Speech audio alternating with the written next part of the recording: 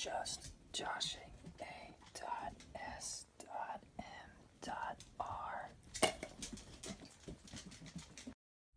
Hello and welcome to the continuation of Harry Potter and the Sorcerer's Stone. We're gonna get started with chapter 6 today, and we left off with Harry being perused around Diagon Alley with Hagrid, and Harry getting his first taste of other wizards and the whole culture that's involved with it. So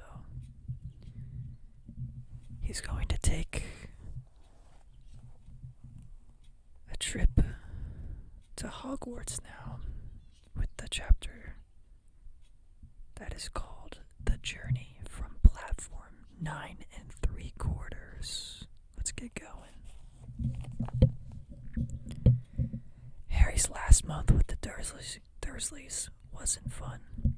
True, Dudley was now so scared of Harry, he wouldn't stay in the same room. While Aunt Petunia and Uncle Vernon didn't shut Harry in his cupboard, force him to do anything, or shout at him. In fact, they didn't speak to him at all. Half terrified, half furious, they acted as though any chair with Harry in it were empty. Although this was an improvement in many ways, it did become a bit depressing after a while. Harry kept to his room with his new owl for company. He had decided to call her Hedwig, a name he had found in a history of magic. His school books were very interesting. He lay on his bed reading late into the night, Hedwig swooping in and out of the open window as she pleased. It was lucky that Aunt Petunia didn't come in to vacuum anymore, because Hedwig kept bringing back dead mice. Every night before he went to sleep, Harry ticked off another day on the piece of paper he had pinned to the wall, counting down to September the 1st.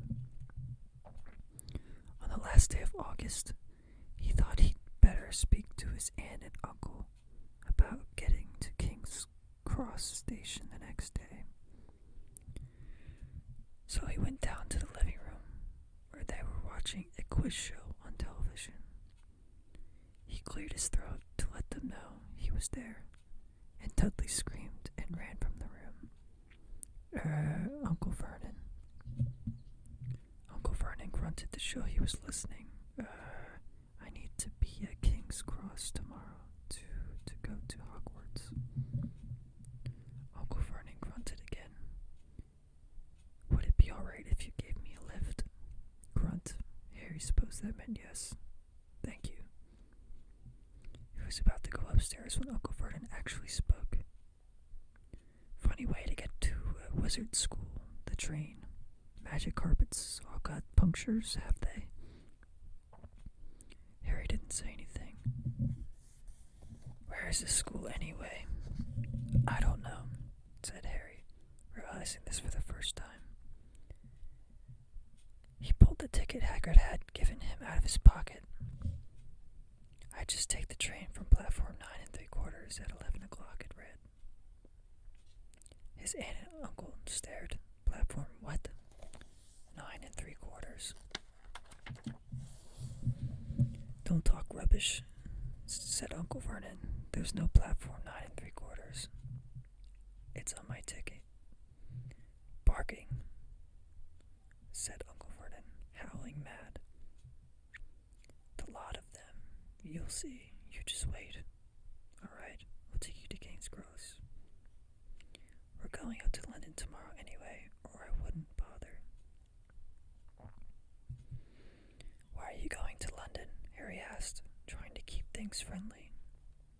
Taking Dudley to the hospital, growled Uncle Vernon. Got to have that ruddy tail removed before he goes to Smeltings. Harry woke at 5 o'clock the next morning and was too excited and nervous to go back to sleep. He got up and pulled on his jeans because he didn't want to walk into the station in his wizard robes. He changed on the train. He checked his Hogwarts list yet again to make sure he had everything he needed. Saw that Hedwig was shut safely in her cage, and then paced the room, waiting for the Dursleys to get up. 2 hours later, Harry's huge, heavy trunk had been loaded into Dursley's car. Aunt Petunia had talked Dudley into sitting next to Harry, and they had set off. They reached King's Cross at 10:30. Uncle Vernon dumped Harry's trunk onto a cart and wheeled it into the station for him. Harry thought this was strangely kind until Uncle Vernon stopped dead, facing the platforms with a nasty grin on his face. "Well, there you are, boy. Platform 9, platform 10. Your platform should be somewhere in the middle, but they don't seem to have built it yet, do they?" He was quite right. Of course, there was a big plastic number 9 over one platform and a big plastic number 10 over the one next to it, and in the middle, nothing at all. "Have a good term," said Uncle Vernon, with an even nastier smile. He left without another word. Harry turned and saw the Dursleys drive away. All 3 of them were laughing. Harry's mouth went rather dry. What on earth was he going to do? He was starting to attract a lot of funny looks because of Hedwig. He'd have to ask someone. He stopped a passing guard, but didn't dare mention platform 9 3/4. The guard had never heard of Hogwarts, and when Harry couldn't even tell him what part of the country it was in, he started to get annoyed, as though Harry was being stupid on purpose. Getting desperate, Harry asked for the train that left at 11 o'clock, but the guard said there wasn't one. In the end, the guard strode away, muttering about time wasters. Harry was now trying hard not to panic. According to the large clock over the arrivals board, he had 10 minutes left to get on the train to Hogwarts, and he had no idea how to do it. He was stranded in the middle of a station with a trunk he could hardly lift, a pocket full of wizard money, and a large owl. Hagrid must have forgotten to tell him something you had to do, like tapping the 3rd brick on the left to get into Diagon Alley. He wondered if he should get out his wand and start tapping the ticket inspector's stand between platforms 9 and 10. At that moment, a group of people passed just behind him, and he caught a few words of what they were saying. Packed with muggles, of course. Harry swung around. The speaker was a plump woman who was talking to 4 boys, all with flaming red hair. Each of them was pushing a trunk like Harry's in front of him, and they had an owl. Heart hammering, Harry pushed his cart after them. They stopped, and so did he, just near enough to hear what they were saying.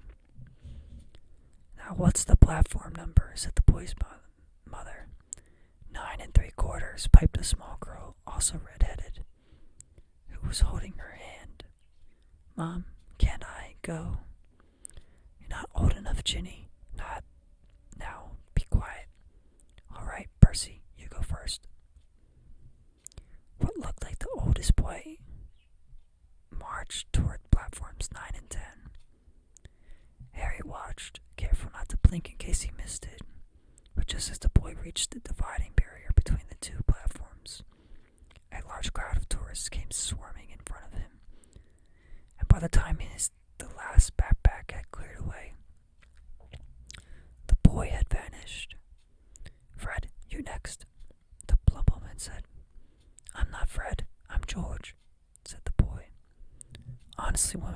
yourself our mother. Can't you tell I'm George?" "Sorry, George, dear. Only joking. I am Fred," said the boy, and off he went. His twin called after him to hurry up, and he must have done so, because a second later, he had gone. But how had he done it? Now the third brother was walking briskly towards the barrier. He was almost there, and then, quite suddenly, he wasn't anywhere. There was nothing else for it. "Excuse me," Harry said to the plump woman. "Hello, dear," she said. "First time at Hogwarts?" Ron's new, too. She pointed at the last and youngest of her sons. He was a tall, thin, and gangling, with freckles, big hands and feet, and a long nose. "Yes," said Harry. The thing is, I don't know how to get on the platform," she said kindly, and Harry nodded. "Not to worry," she said. "All you have to do is walk straight at the barrier between platforms 9 and 10. Don't stop and don't be scared. You'll crash into it. That's very important.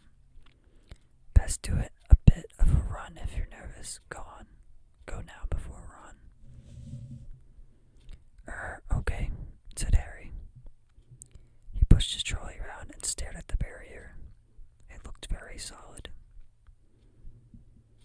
He started to walk toward it. People jostled him on the way to platforms 9 and 10. Harry walked more quickly. He was going to smash right into that barrier, and then he'd be in trouble. Leaning forward on his cart, he broke into a heavy run. The barrier was coming nearer and nearer. He wouldn't be able to stop. The cart was out of control. He was a foot away. He closed his eyes, ready for the crash. It didn't come. He kept on running. He opened his eyes. The Scarlet steam engine was waiting next to a platform, packed with people. A sign overhead said as a Hogwarts Express, 11 o'clock. Harry looked behind him and saw a wrought iron archway. Where the barrier had been, with the words Platform 9 and 3/4 on it. He had done it.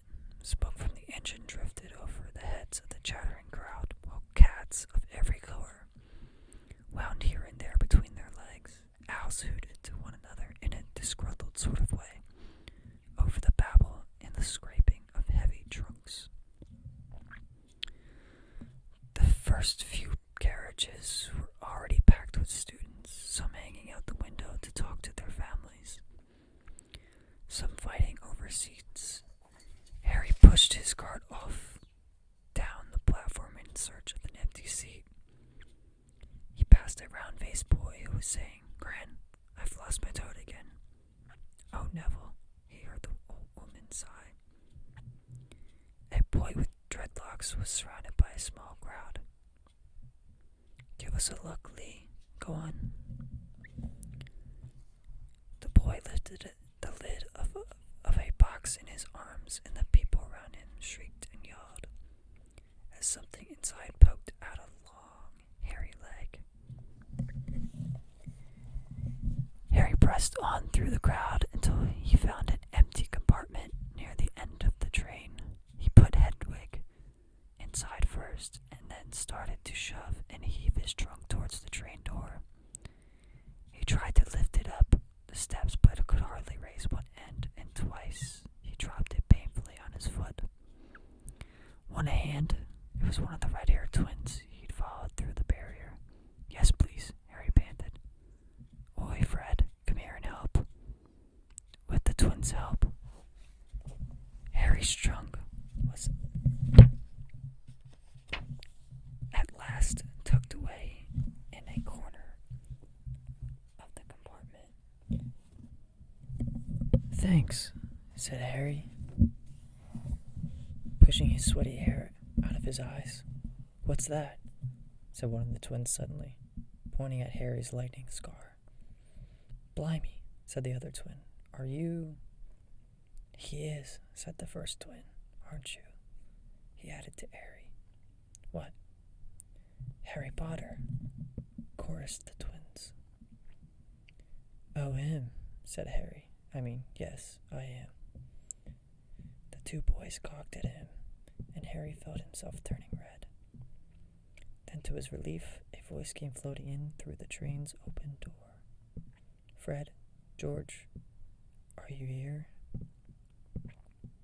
Coming, Mom. With a last look at Harry, the twins hopped off the train. Harry sat down next to the window where, half hidden, he could watch the red-haired family on the platform and hear what they were saying. Their mother had just taken her handkerchief. Ron, you've got something on your nose. The youngest boy tried to jerk out of the way, but she grabbed him and began rubbing the end of his nose. Mom, get off. He wriggled free. Has Ickle Ronnie got something on his nose? Said one of the twins. Shut up, said Ron. Where's Percy? Said her mother. He's coming now. The oldest boy came striding into sight. He had already changed into his billowing black Hogwarts robes. And Harry noticed a shiny silver badge on his chest with the letter P on it. Can't stay long, Mother, he said. I'm up front. The prefects have got 2 compartments to themselves. Oh, are you a prefect, Percy? Said one of the twins with an air of great surprise. You should have said something. We had no idea. Hang on. I think I remember him saying something about it, said the other twin. Once or twice. A minute. All summer. Oh, shut up, said Percy the prefect. How come Percy gets new robes anyway? Said one of the twins. Because he's a prefect, said the mother fondly. All right, dear.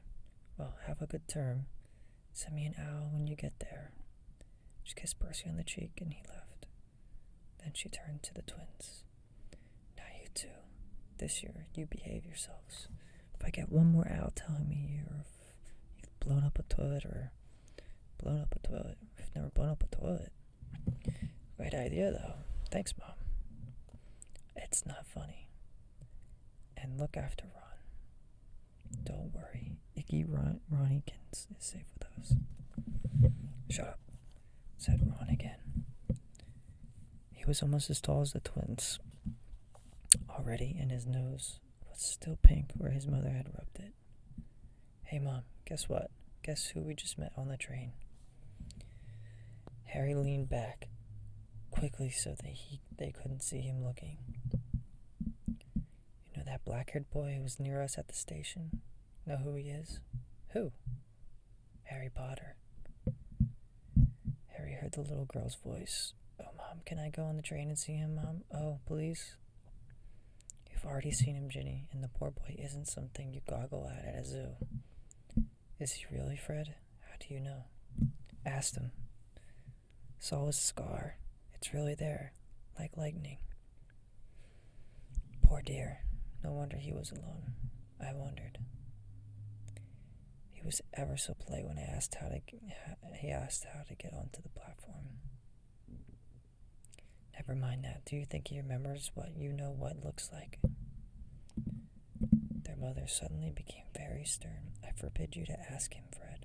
No, don't you dare. As though he needs reminding of that on his first day at school. All right, keep your hair on. A whistle sounded. Hurry up, their mother said, and the 3 boys clambered onto the train. They leaned out the window for her to kiss them goodbye, and their younger sister began to cry. Don't, Ginny. We'll send you loads of owls. We'll send you a Hogwarts toilet seat. George! Only joking, Mom. The train began to move. Harry saw the boys' mother waving, and their sister, half laughing, half crying, running to keep up with the train until it gathered too much speed. Then she fell back and waved. Harry Harry watched the girl and her mother disappear as the train rounded the corner. Houses flashed past the window. Harry felt a great leap of excitement. He didn't know what he was going to, but it had to be better than what he was leaving behind. The door of the compartment slid open and the youngest red-headed boy came in. "Anyone sitting here?" he asked, pointing at the seat opposite Harry. "Everywhere else is full." Harry shook his head and the boy sat down. He glanced at Harry and then looked quickly out of the window, pretending he hadn't looked. Harry saw he still had a black mark on his nose. "Hey, Ron," the twins were back. "Listen, we're going down the middle of the train. Lee Jordan's got a giant tarantula down there." "Right," mumbled Ron. "Harry," said the other twin, "did we introduce ourselves?" "Fred and George Weasley, and this is Ron, our brother. See you later, then." "Bye," said Harry and Ron. The twins slid the compartment door shut behind them. "Are you really Harry Potter?" Ron blurted out. Harry nodded. "Oh, well, I thought it might be one of Fred and George's jokes," said Ron. "And have you really got, he pointed at Harry's forehead. Harry pulled back his bangs to show the lightning scar. Ron stared. "So that's where you know who." "Yes," said Harry, "but I can't remember it." "Nothing?" said Ron eagerly. "Well, I remember a lot of green light, but nothing else."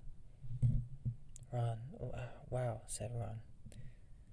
He sat and stared at Harry for a few moments. Then, as though he had suddenly realized what he was doing, he looked quickly out of the window again. "Are all your family wizards?" asked Harry, who found Ron just as interesting as Ron found him. Yes, I think so," said Ron. "I think Mom's got a second cousin who's an accountant, but we never talk about him. So you must know loads of magic already." The Weasleys were clearly one of those old wizarding families the pale boy in Diagon Alley had talked about. "I heard you went to live with Muggles," said Ron. "What are they like?" "Horrible. Well, not all of them. My aunt and uncle and cousin are, though. Wish I had 3 wizard brothers." "5, said Ron. For some reason, he was looking gloomy. "I'm the 6th in our family to go to Hogwarts. You could say I've got a lot to live up to. Bill and Charlie have already left.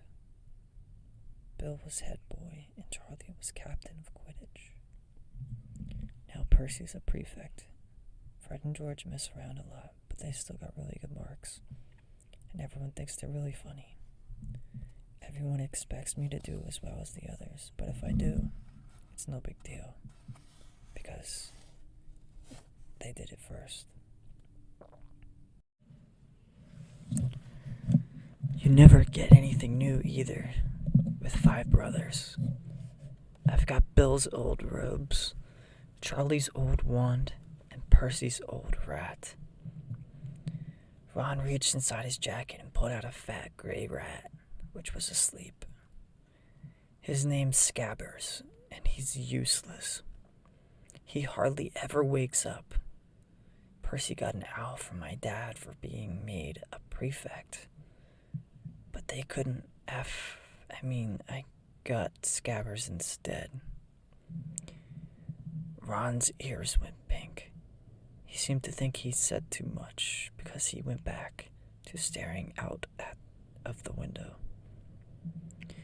Harry didn't think there was anything wrong with not being able to afford an owl.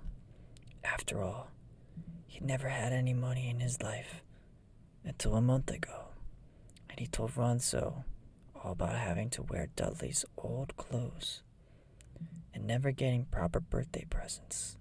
This seemed to cheer Ron up. And until Hagrid told me I didn't know anything about being a wizard or about my parents or Voldemort. Ron gasped. What? Said Harry. You said you know whose name? Said Ron, sounding both shocked and impressed. I'd have thought you, of all people.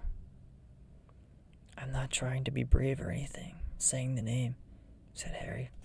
I just never knew you shouldn't. See what I mean? I've got loads to learn. I bet, he added, voicing for the first time something that had been worrying him a lot lately. I bet I'm the worst in the class. You won't be. There's loads of people who come from Muggle families, and they learn quick enough. While they had been talking, the train had carried them out of London. Now they were speeding past fields full of cows and sheep. They were quiet for a time, watching the fields and lanes flick past. Around 12:30, there was a great clattering outside in the corridor, and a smiling, dimpled woman slid back their door and said, Anything off the carts, dear? Harry, who hadn't had any breakfast, leapt to his feet, but Ron's ears went pink again, and he muttered that he brought sandwiches. Harry went out into the corridor. He had never had any money for candy with the Dursleys, and now he had pockets rattling with gold and silver. He was ready to buy as many Mars bars as he could carry. But the women didn't have any Mars bars. What she did have were Bertie Bott's every flavored beans, Droople's best blowing gum, chocolate frogs, pumpkin pastries, cauldron cakes, licorice wands, and a number of other strange things Harry had never seen in his life. Not wanting to miss anything, he got some of everything and paid the woman 11 silver sickles and 7 bronze nuts. Ron stared as Harry brought it all back into the compartment and tipped it onto his empty seat. Hungry, are you? Starving, said Harry, taking a large bite out of a pumpkin pastry. Ron had taken out a lumpy package and unwrapped it. There were 4 sandwiches inside. He pulled one of them apart and said, She always forgets I don't like corned beef. Swap you for one of these, said Harry, holding up a pastry. Go on. You don't want this. It's all dry, said Ron. She hasn't got much time. He added quickly. With 5 of us. Go on, have a pastry, said Harry, who had never had anything to share before, or indeed anyone to share it with. It was a nice feeling sitting there with Ron, eating their way through all Harry's pastries, cakes, and candies. The sandwiches lay forgotten. What are these? Harry asked Ron, holding up a pack of chocolate frogs. They're not really frogs, are they? He was starting to feel that nothing would surprise him. No, said Ron, but see what the card is? I'm missing Agrippa. What? Oh, of course you don't know. Chocolate frogs have cards inside them, to collect. Famous witches and wizards. I've got about 500, but I haven't got Agrippa or Ptolemy. Harry unwrapped his chocolate frog and picked up the card. It showed a man's face. He wore half-moon glasses, had a long, crooked nose, and flowing silver hair, beard, and mustache. Underneath the picture was the name Albus Dumbledore. So this is Dumbledore, said Harry. Don't tell me you've never heard of Dumbledore, said Ron. Can I have a frog? I might get Agrippa. Thanks. Harry turned over his card and read, Albus Dumbledore, currently headmaster of Hogwarts, considered by many the greatest wizard of modern times.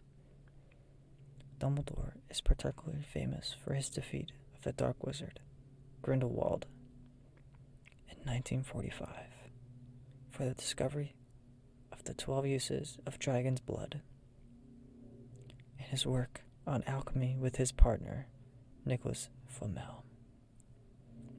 Professor Dumbledore enjoys chamber music and 10-pin bowling. Harry turned the card back over and saw, to his astonishment, that Dumbledore's face had disappeared. He's gone. Well, you can't expect him to hang around all day, said Ron. He'll be back.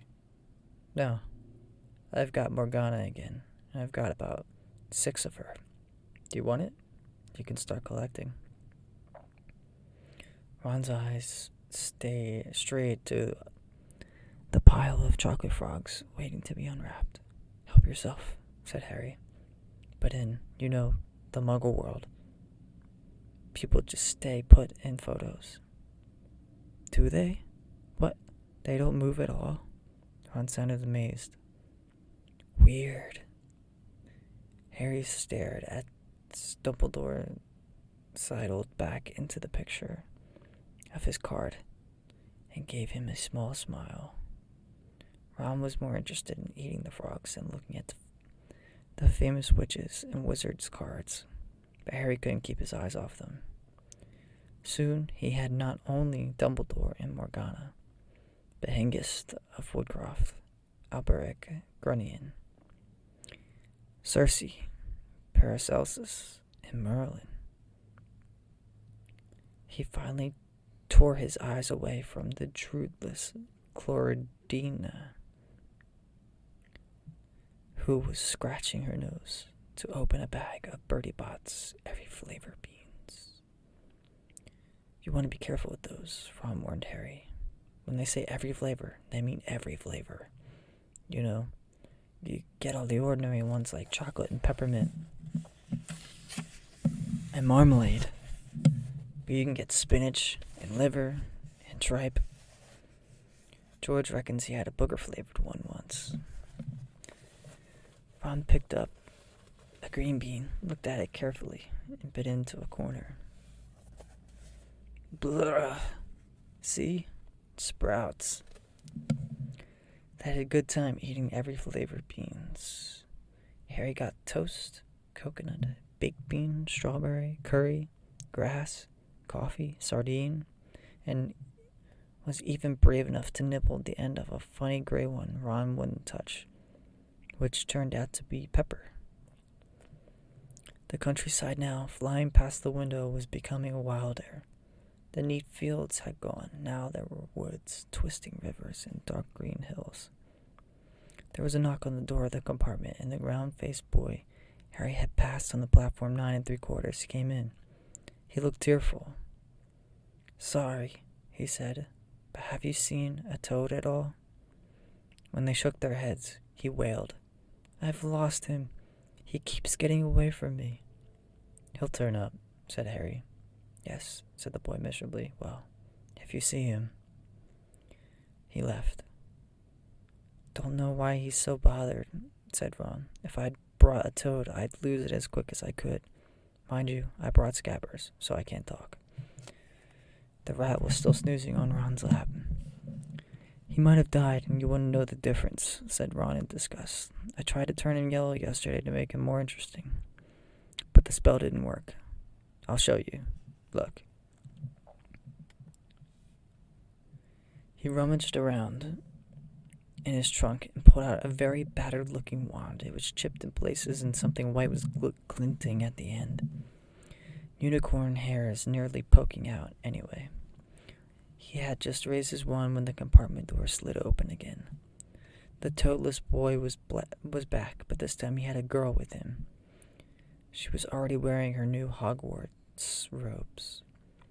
Has anyone seen a toad? Neville has lost one, she said. She had a bossy sort of voice, lots of bushy brown hair, and rather large front teeth. We've already told me we haven't seen it, said Ron.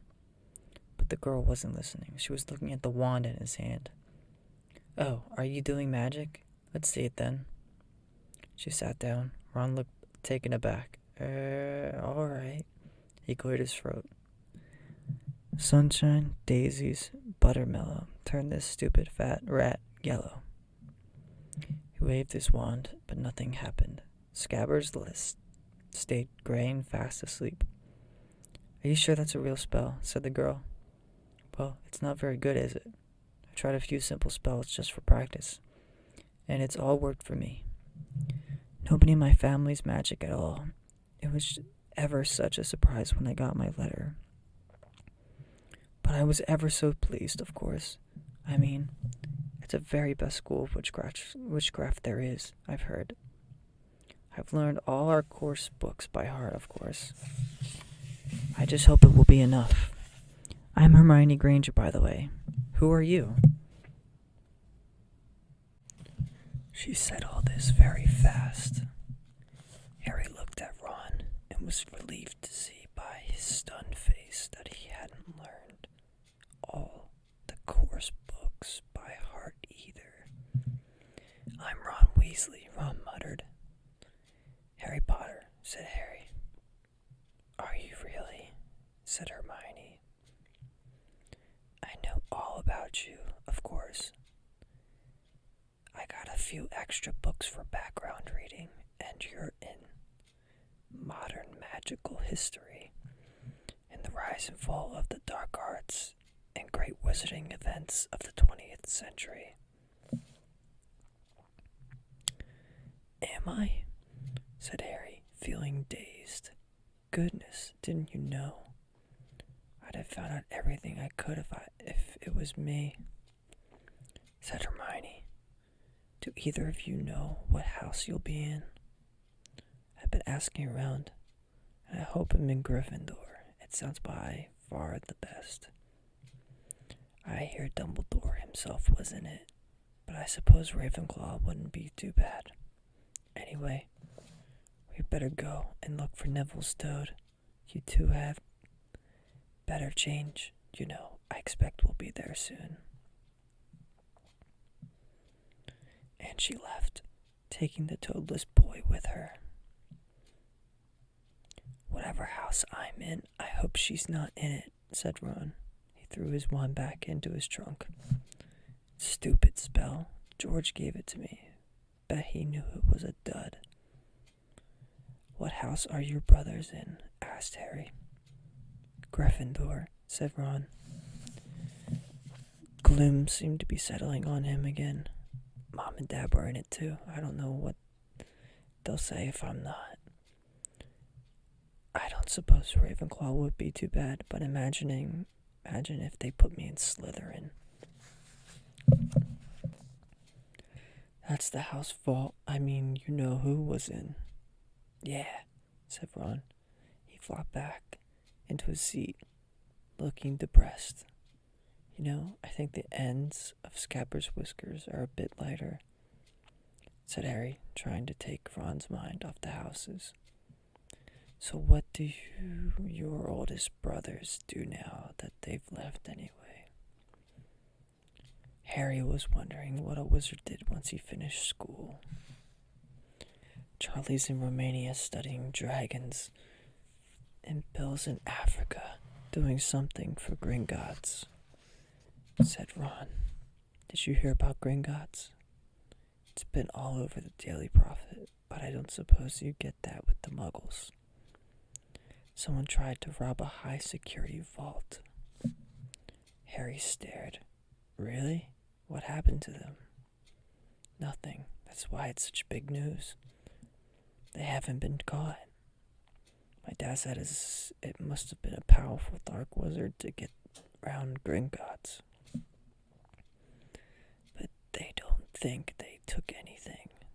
That's what's odd. Of course, everyone gets scared when something like this happens in case you know who's behind it. Harry turned this news over in his mind.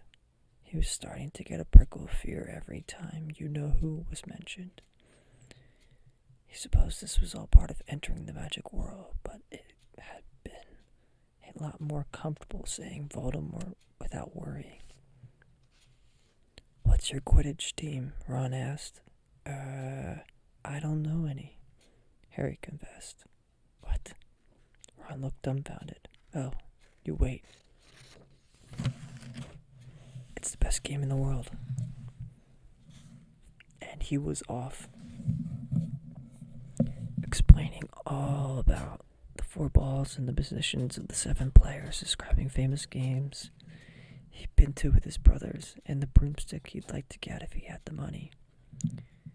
He was just taking Harry through the finer points of the game when the compartment door slid open yet again. But it wasn't Neville the toeless boy or Hermione Granger this time. 3 boys entered, and Harry recognized the middle one at once. It was the pale boy from Madame Malkin's robe shop. He was looking at Harry with a lot more interest than he'd shown back in Diagon Alley. "Is it true," he said, "they're saying all down the train that Harry Potter's in this compartment?" "So it's you, is it?" "Yes," said Harry. He was looking at the other boys. Both of them were thick-set and looked extremely mean. Standing on either side of the pale boy, they looked like bodyguards. "Oh, this is Crabbe and this is Goyle," said the pale boy carelessly, noticing where Harry was looking. "And my name's Malfoy, Draco Malfoy." Ron gave a slight cough, which might have been hiding a snigger. Draco Malfoy looked at him. "Think my name's funny, do you?" "No need to ask who you are. My father told me all the Weasleys have red hair, freckles, and more children than they can afford." He turned back to Harry. "You'll soon find out some wizarding families are much better than others, Potter. You don't want to go making friends with the wrong sort. I can help you there." He held out his hand to shake Harry's, but Harry didn't take it. "I think I can tell who the wrong sort are for myself, thanks," he said coolly. Draco Malfoy didn't go red, but a pink tinge appeared in his pale cheeks. "I'd be careful if I were you, Potter," he said slowly. "Unless you're a bit politer, you'll go the same way as your parents. They didn't know what was good for them either. You hang around with riffraff like the Weasleys and that Hagrid, and it'll rub off on you." Both Harry and Ron stood up. "Say it again," Ron said, his face as red as his hair. "Oh, you're going to fight us, are you?" Malfoy sneered. "Unless you get out now," said Harry more bravely than he felt, because Crabbe and Goyle were a lot bigger than him or Ron. "But we don't feel like leaving, do we, boys? We've eaten all our food, and you still seem to have some." Goyle reached toward the chocolate frogs next to Ron. Ron leapt forward, but before he'd so much as touched Goyle let out a horrible yell. Scabbers the rat was hanging off his finger, sharp little teeth sunken deep into Goyle's knuckle. Crabbe and Malfoy backed away as Goyle swung Scabbers round and round, howling. And when Scabbers finally flew off and hit the window, all 3 of them disappeared at once. Perhaps they thought there were more of rats lurking among the sweets. Or perhaps they'd heard footsteps because a second later Hermione Granger had come in. "What has been going on?" she says, looking at the sweets all over the floor and Ron picking up Scabbers by the tail. "I think he's been knocked out," Ron said to Harry. He looked closer at Scabbers. "No, I don't believe it. He's gone back to sleep." And so he had. You've met Malfoy before? Harry explained about their meeting in Diagon Alley. I've heard of his family, said Ron darkly. They were some of the first to come back to our side after you-know-who disappeared. Said they'd been bewitched. My dad doesn't believe it. He says Malfoy's father didn't need an excuse to go over to the dark side. He turned to Hermione. Can we help you with something? You'd better hurry up and put your robes on. I've just been up at the front to ask the conductor. He says we're nearly there. You haven't been fighting, have you? You'll be in trouble before you even get there. Scabbers has been fighting, not us, said Ron, scowling at her. Would you mind leaving while we change? All right. I only came in here because people outside are behaving very childishly. Racing up and down the halls, said Hermione in a sniffly voice. And you've got dirt on your nose, by the way, did you know? Ron glared at her as she left. Harry peered out the window. It was getting dark. He could see mountains and forest under a deep purple sky. The train did seem to be slowing down. He and Ron took off their jackets and put on their long black robes. Ron's was a bit short for him. You could see his sneakers underneath them. A voice echoed through the train. We will be reaching Hogwarts in 5 minutes' time. Please leave your luggage on the train. It will be taken to the school separately. Harry's stomach lurched with nerves, and Ron, he saw, looked pale under his freckles. They crammed their pockets with the last of the sweets and joined the crowd thronging in the corridor. The train slowed right down and finally stopped. People pushed their way towards the door out onto a tiny dark platform. Harry shivered in the cold night air. Then a lamp came bobbing over the heads of the students, and Harry heard a familiar voice. First years over here. All right there, Harry.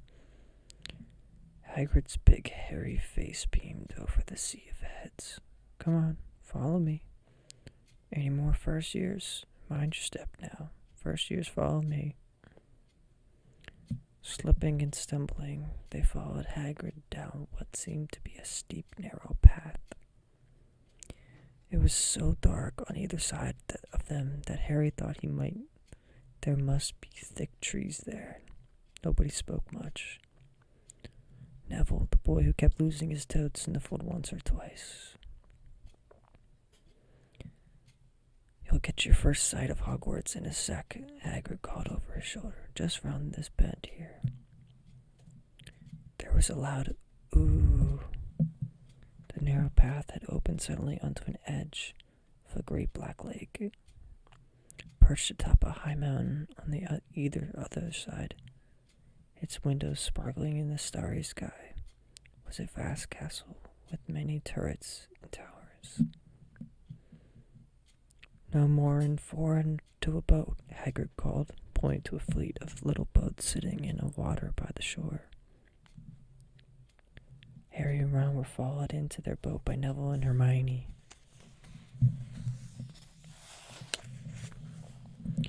Everyone in? Shouted Hagrid, who had a boat to himself. Right then, forward. And the fleet of little boats moved off all at once, gliding across the lake, which was smooth as glass. Everyone was silent, staring up the great castle ahead. It towered over them as they sailed nearer and nearer to the cliff on which it stood. Heads down, yelled Hagrid as the first boats reached the cliff. They all bent their heads, and the little boats carried them through a curtain of ivy that hid a wide opening in the cliff face. They were carried along a dark tunnel, which seemed to be taking them right underneath the castle, until they reached a kind of underground harbor, where they clambered out onto rocks and pebbles. Oi, you there? Is this your toad? said Hagrid, who was checking the boats as people climbed out of them. Trevor! Cried Neville blissfully, holding out his hands. Then they clambered up the passageway in the rock after Hagrid's lamp, coming out at last onto smooth, damp grass right in the shadow of the castle. They walked up a flight of stone steps and crowded around the huge oak front door. Everyone here? You there? Still got your toad? Hagrid raised a gigantic fist and knocked 3 times on the castle door. Chapter 6 is now complete. Thank you for listening with me. Chapter 7, The Sorting Hat, will be next. I hope you come back to listen and relax with me. Thank you for listening. Until next time.